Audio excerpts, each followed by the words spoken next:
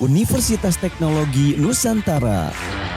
Beralamat di Jalan Raya Pemda Pangkalan 3, nomor 66 Pasir Jambu, Kecamatan Sukaraja, Kabupaten Bogor, Cibinong, Jawa Barat, 16710.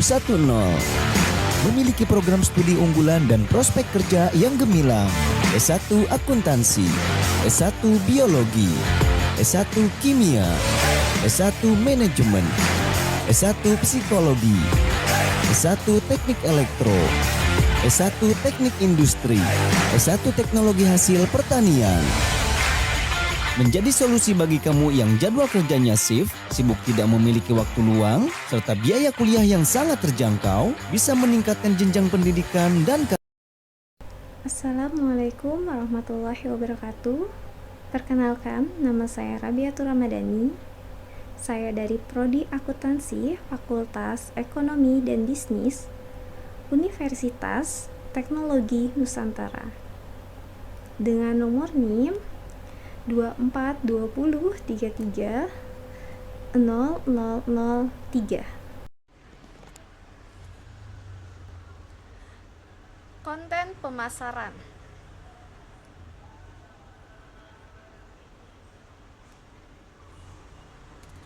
Dosen pengampu Bapak Agung Tri Putranto, Sarjana Teknik, Magister Manajemen.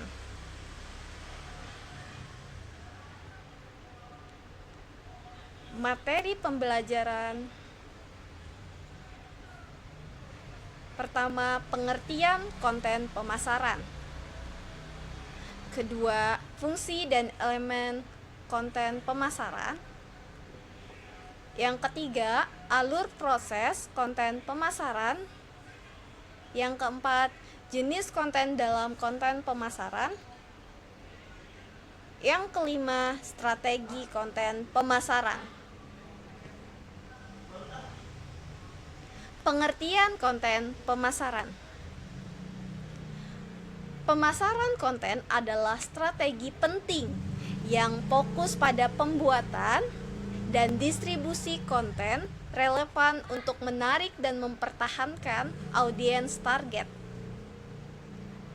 Pemasaran konten melibatkan pembuatan dan penyebaran konten yang berharga untuk membangun hubungan dan kepercayaan dengan audiens di era digital. Menjadi penting dalam strategi bisnis modern.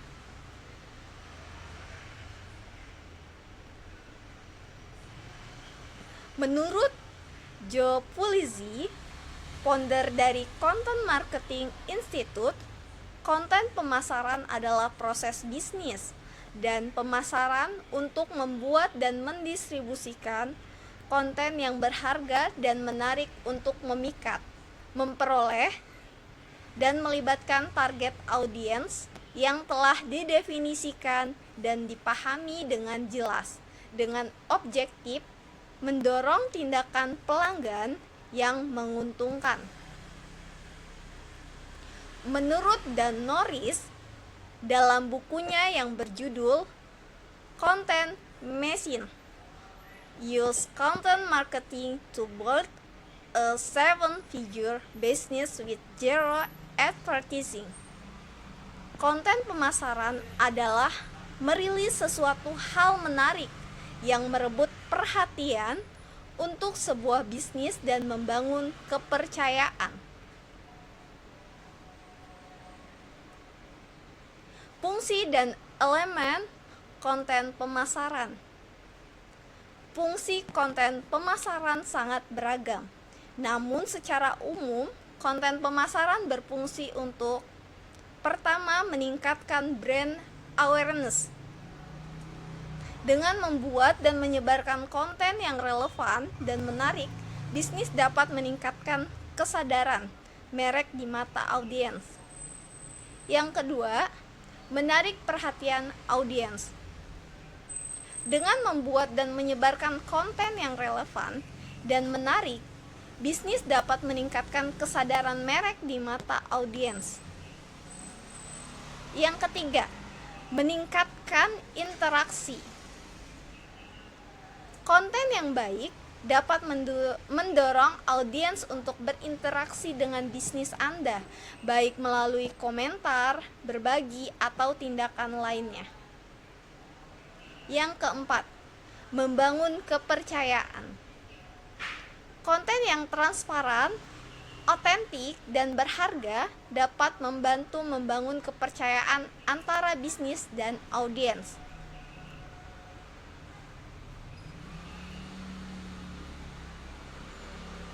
Yang kelima, mengedukasi audiens. Konten pemasaran juga dapat berfungsi untuk mengedukasi audiens tentang produk, layanan, atau industri yang relevan. Yang keenam, meningkatkan leads dan konversi. Dengan konten yang menarik dan relevan, Anda dapat meningkatkan jumlah leads dan potensi konversi menjadi pelanggan. Yang ketujuh, membangun reputasi. Konten yang berkualitas dapat membantu membangun reputasi bisnis sebagai ahli di bidangnya. Yang kedelapan, meningkatkan traffic website atau media sosial. Konten yang baik dapat menarik lebih banyak pengunjung ke website atau media sosial bisnis Anda. Yang kesembilan, meningkatkan penjualan. Pada akhirnya, konten pemasaran yang efektif dapat membantu meningkatkan penjualan produk atau layanan bisnis Anda. Fungsi dan elemen konten pemasaran. Beberapa elemen utama diantaranya: 1. Relevansi, di mana konten harus relevan dengan target audiens dan tujuan pemasaran. Yang kedua, informatif. Konten harus memberikan informasi yang bermanfaat dan berkualitas kepada audiens. Yang ketiga, bernilai. Konten harus memberikan nilai bagi audiens, baik dari segi fungsional maupun emosional. Yang keempat, mudah dipahami. Konten harus mudah dipahami dan dimengerti oleh audiens. Yang kelima, mudah ditemukan. Konten harus dapat ditemukan oleh audiens dengan mudah melalui berbagai saluran. Yang keenam, konsisten. Konten harus konsisten dalam hal gaya, nada, dan pesan. Yang ketujuh, unik. Konten harus unik dan berbeda dari konten lainnya. Yang kedelapan, emosi. Konten harus memicu emosi pada audiens. Serta yang kesembilan, inteligensi. Konten harus memiliki kemampuan untuk dibaca oleh manusia dan diproses oleh mesin atau teknologi.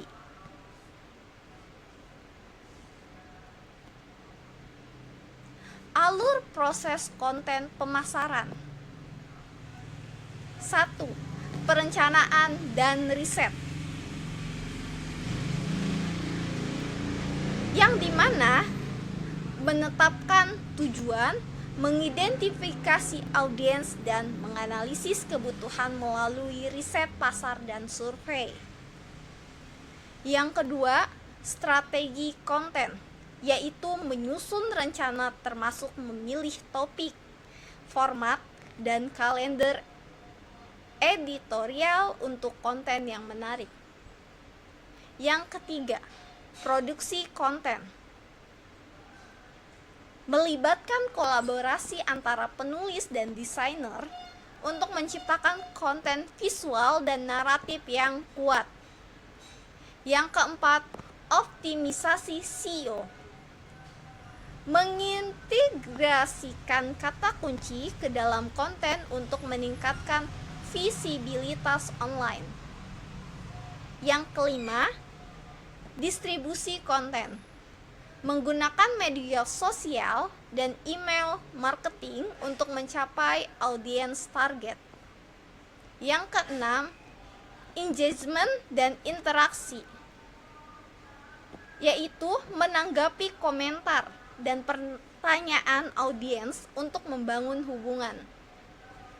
Yang ketujuh, optimisasi berkelanjutan. Menggunakan A atau B testing untuk mengidentifikasi elemen konten yang efektif dan melakukan pembaruan berkala. Yang kedelapan, analisis dan pelaporan, yaitu mengumpulkan data kinerja, mengevaluasi KPI, dan membuat laporan untuk menilai keberhasilan kampanye. Yang kesembilan, iterasi dan inovasi, yaitu menganalisis tren pasar dan melakukan eksperimen baru untuk menjaga relevan konten.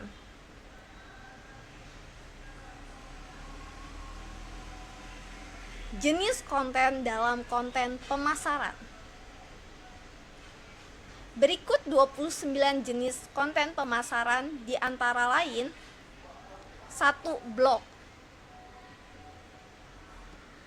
Blog merupakan konten yang berisi tulisan poin-poin dengan pembaharuan rutin.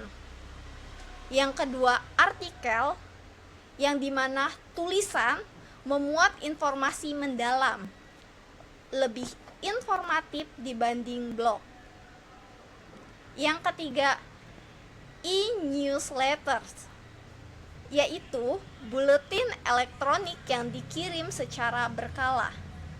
Yang keempat, print newsletter, buletin cetak dengan format majalah yang dapat diproduksi oleh brand.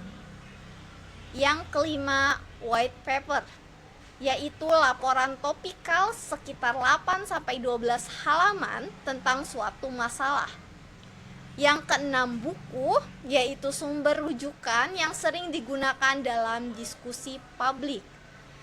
Yang ketujuh, e-book, yaitu buku elektronik dengan konten kompleks dan tampilan menarik. Yang kedelapan, audiobooks, yaitu buku dalam format audio untuk didengar. Yang kesembilan, comic book, yaitu buku bergambar yang menyampaikan informasi dengan cara interaktif. Yang ke-10, studi kasus, yaitu dokumen yang menceritakan masalah nyata untuk membangun kredibilitas. Yang ke-11, testimoni, yaitu kesaksian dari pelanggan yang telah menggunakan produk. Yang ke-12, webinar, yaitu presentasi online untuk meningkatkan brand awareness. Yang ke-13, teleseminar, yaitu presentasi virtual melalui telepon dengan berbagi materi sebelumnya. Yang ke-14, podcast, yaitu konten audio yang dapat didengar secara offline atau streaming.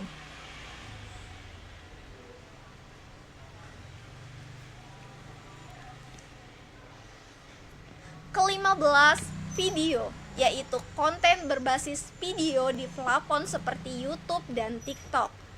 Yang ke-16, e-learning series, yaitu konten edukasi yang terstruktur. Yang ke-17, online news release, yaitu komunikasi tertulis untuk media guna memperluas jangkauan. Yang ke-18, digital magazine, yaitu majalah format digital yang dapat diakses mudah. Yang ke-19, print magazine, yaitu majalah cetak yang juga diproduksi oleh brand. Yang ke-20, aplikasi mobile, yaitu aplikasi bermerek yang sesuai dengan perilaku pengguna. Ke-21, eksekutif roundtable, yaitu pertemuan eksekutif untuk membahas topik tertentu. Yang ke-22, sistem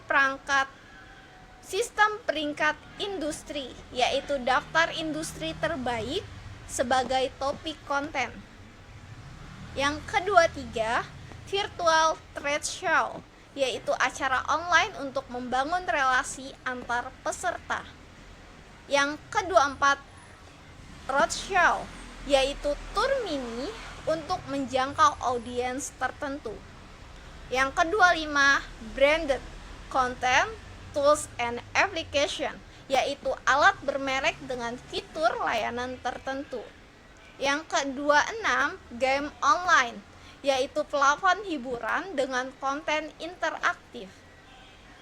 Yang ketujuh, infografis, yaitu data yang disajikan secara visual untuk mempermudah pemahaman. Yang kedelapan, proyek penelitian melalui survei online, yaitu mengumpulkan tanggapan audiens melalui pertanyaan. Yang ke-29 atau yang terakhir yaitu forum diskusi, yang dimana ruang untuk audiens berdiskusi tentang produk atau topik lainnya.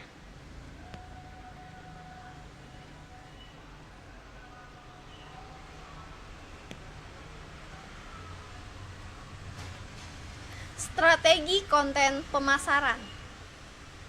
1. Penetapan tujuan. Menetapkan tujuan bisnis yang jelas dan terukur, seperti meningkatkan kesadaran merek dengan alat analitik. Yang kedua, pemahaman audiens, yaitu melakukan riset dan analisis untuk memahami perilaku audiens dan mengembangkan persona pembeli sebagai panduan konten. Yang ketiga, penelitian kata kunci, yaitu menggunakan alat untuk mengidentifikasi kata kunci relevan dan melakukan analisis kompetitif untuk mendukung optimisasi konten. Yang keempat, penyusunan rencana konten, menggunakan software manajemen proyek untuk merencanakan jenis dan frekuensi konten yang diproduksi. Yang kelima, kalender editorial, yaitu menjadwalkan dan mengatur waktu publikasi konten berdasarkan relevansi dengan tren tertentu. Yang keenam, pembuatan konten berkualitas, yaitu menulis naskah yang menarik dan menggunakan desain grafis serta multimedia untuk daya tarik visual. Yang ketujuh, optimisasi SEO, yaitu menggunakan kata kunci dan struktur URL dengan sesuai untuk meningkatkan performa konten di mesin pencari. Yang kedelapan, promosi melalui sosial media. Mengelola media sosial, merencanakan posting dan menggunakan kampanye iklan berbayar. Yang kesembilan, email marketing, mengotomatiskan pengiriman email dan mengevaluasi performa kampanye melalui analitik. Yang ke-10, pengukuran kinerja, menggunakan alat analitik untuk menganalisis matriks seperti tayangan dan interaksi, serta melakukan penyusunan strategi. Yang ke-11, pembaharuan konten, yaitu melakukan revisi konten sesuai umpan balik pengguna dan perubahan dalam industri. Serta yang terakhir, yang ke-12, menggunakan konten interaktif, yaitu mengembangkan konten yang memungkinkan partisipasi pengguna untuk meningkatkan keterlibatan. Terima kasih.